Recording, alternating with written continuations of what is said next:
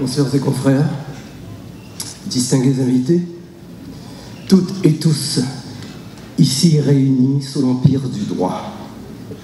Permettez-moi en tout premier lieu de remercier Maître Patrick Laurent, qui me fait le plaisir de m'inviter à prendre la parole pour la première fois au Salon du droit, à titre de bâtonnier de l'Ordre des avocats de Port-au-Prince. D'emblée, il me plaît de souligner qu'au bout de 12 années d'existence, le Salon du droit est désormais bel et bien une institution. Une institution parce que, par la force de la répétition, elle a fini par s'ancrer dans les pratiques, dans les habitudes, au point de provoquer une légitime expectative. C'est un rendez-vous annuel où se rencontrent des passionnés consommés du droit et de jeunes amoureux de la chose juridique en attente d'une consécration qui, pourtant, ne viendra qu'au terme d'un cheminement pas toujours aisé. Il est vrai que la vocation du droit est des fois impénétrable, mais n'entre pas qui veut au temple de Thémis.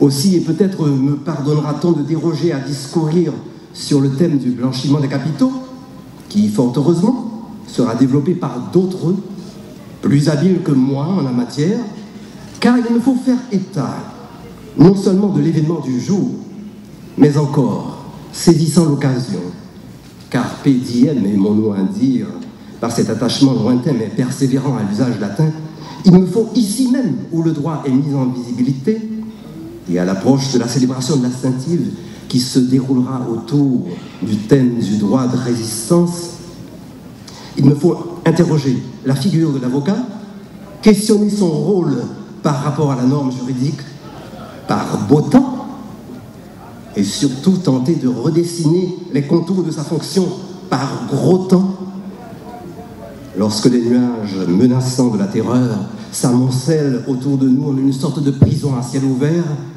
d'où pleuvent sans quartier les balles assassines. Je voudrais insister d'abord sur l'étendue et la portée de notre mission en tant qu'avocat, représentant de barreau dans une société qui, tout en prônant paradoxalement le droit comme élément porteur de valeurs de cohésion et de solidarité sociale, semble faire peu de cas de son application réelle. On entend couramment des membres du corps social, des professionnels du droit et en l'espèce des avocats, se laissant aller à affirmer péremptoirement et imprudemment que nous avons de bonnes lois mais qu'elles ne sont pas respectées, comme si une loi qui n'était pas appliquée avait encore quelque sens, comme si elle ne s'épuisait pas précisément dans son application, dans son devenir en norme de comportement intériorisé par la majorité des citoyens. Tout cela est vrai, mais peut ressembler à des discussions stériles. Il reste aujourd'hui, alors que la citoyenneté est à la base de l'organisation sociale, que les avocats ne sont plus là seulement pour gérer les conflits. L'avocat est certes un défenseur, mais c'est aussi un confesseur. C'est aussi celui qui vient consoler. Mais pour que ces fonctions trouvent à s'exercer, faut-il encore que les tribunaux soient hébergés dans des locaux dignes? Faut-il encore que les acteurs judiciaires jouent leur rôle, que l'enquête soit effective à travers la politique pénale définie par le ministère de la Justice? Faut-il encore que les juges exercent en toute conscience leur office et que le Conseil supérieur du pouvoir judiciaire assure une sorte de police morale et professionnelle sur les membres du corps judiciaire? Tout ce qui semble aller de soi en principe ne tombe cependant pas sur le coup de l'évidence en pratique. Nous en sommes les témoins. Être avocat requiert de l'intransigeance par rapport à la règle. Être magistrat exige du courage dans l'ordre de la décision. Il s'agit donc d'un privilège extraordinaire que d'apporter par les voies du droit des correctifs au préjudice de toutes sortes qui viennent à frapper les justiciables. Nous devons donc en être fiers, même lorsque l'opinion publique condamne avant la décision judiciaire.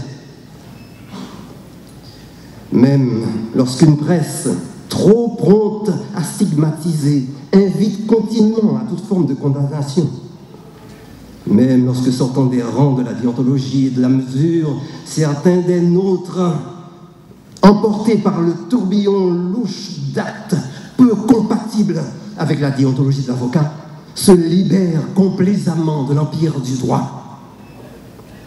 Mais pire encore, le vent tourne, la vie juridique n'est pas aujourd'hui un long fleuve tranquille, il s'en faut de beaucoup. Quelle est alors la responsabilité de l'avocat hors prétoire lorsqu'il doit faire face à une guerre sans nom qui l'atteint dans ses retranchements personnels, qu'il contemple avec horreur, le défilé violent et tragique des atteintes au droit à la vie? Certes, il m'a été dit par un membre éminent de la corporation, qui se reconnaîtra peut-être dans le propos, que l'avocat avait encore des moyens, qu'il lui restait le recours au verbe décapant avec ou non le soutien d'une verve accomplie. Et comment le démentir? N'est-ce pas précisément par le truchement de l'avocat que le verbe se fait réalité, que le droit prend vie à lui prêter vie? Ainsi, par gros temps, au milieu de la multitude des individus dont Héraclite disait « éveillés, ils dorment », l'avocat, parce qu'il est porteur du droit, est vecteur de lumière lorsque la politique se fait ténèbres. Parce qu'il est agent de la confrontation réglée par les normes, l'avocat montre le chemin de l'équitable résolution des conflits. Parce qu'il est partie de la scène du procès, il donne son assise à la sentence du juge. Parce qu'il est vigile de l'application du droit par nature, il s'oppose à toute décision se nourrissant d'arbitraire.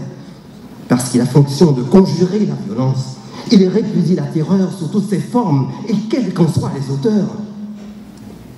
Parce qu'il incarne l'universalité de la norme juridique, il est porteur d'humanisme.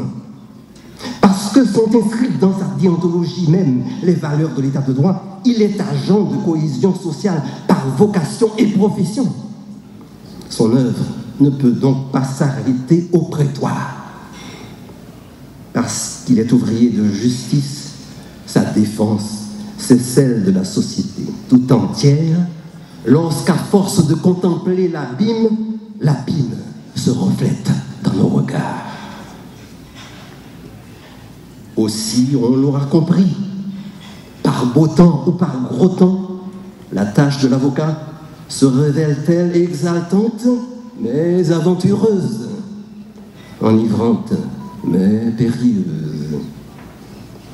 Pensons encore au destin funeste de notre bâtonnier assassiné, mort avec sa parole brûlante sur les lèvres. Ah, mais en fin de compte, quel lot de responsabilité, me diriez-vous? Responsabilité ou privilège? Entre les deux, où nous situer? Face à ce dilemme, comment nous définir? Fort de sa mission, convaincu de son rôle, hanté par la passion de la justice, l'avocat ne peut se tenir dans le vertige de l'indécision. Il ne peut et ne doit faire que le vœu et le pari d'un privilège responsable. Je vous remercie de votre bienveillante attention.